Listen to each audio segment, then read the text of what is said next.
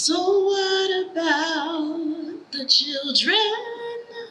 Remember when we were children? And if not for those who loved us and who cared enough to show us, where would we be today? I've heard that grief happens in stages. At one time, it was said that there were 5. Now it is believed that there are 7. Shock or disbelief, denial, bargaining, guilt, anger, depression, acceptance, or hope. Those who began this journey started out in shock and disbelief, yet moved swiftly through to hope, believing that solutions were in sight, because after all, we are all concerned about our children, right? And since grief is not linear, bargaining, depression, denial, guilt, and anger all showed up along the way as concerns, responsibilities, and resolutions were ignored. For 27 years, we have been cycling through all of these stages as we have watched generations of children, generations of marginalized children age out of their birthright, denied access to the education to which they were entitled.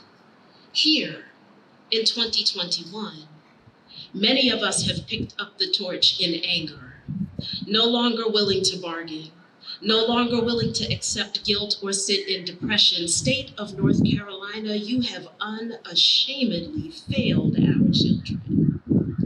And while the Leandro case may be a millennial, born in 1994, this blatant erasure has been going on for much longer than is documented.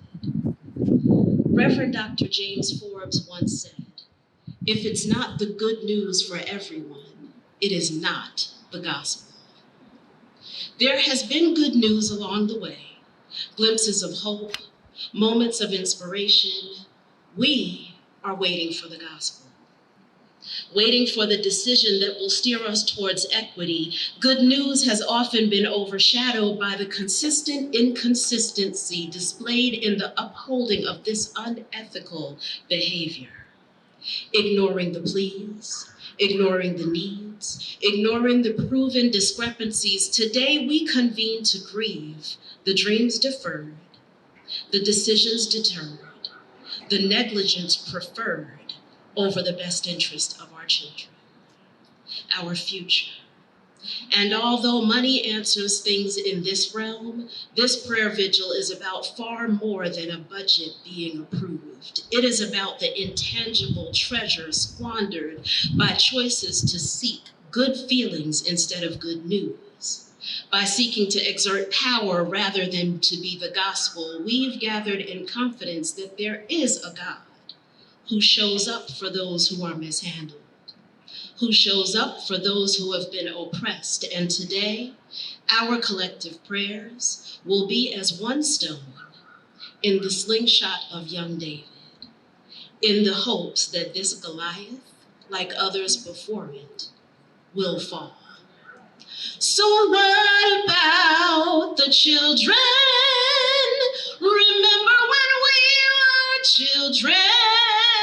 And if not for those who loved us and who cared enough to show us, where would we be today? Where would we be today?